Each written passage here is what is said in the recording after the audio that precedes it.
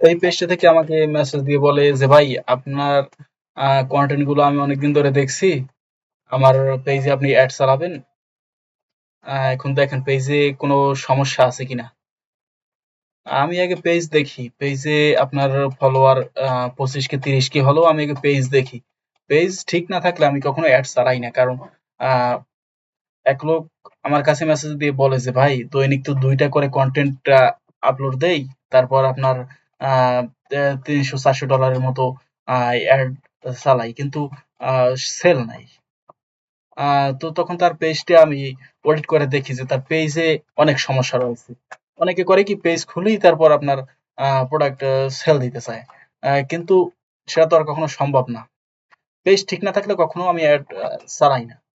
তো তখন আহ, এই লোকের পেজটা দেখলাম যে পেজে আপনার সবকিছু ঠিক আছে কিনা।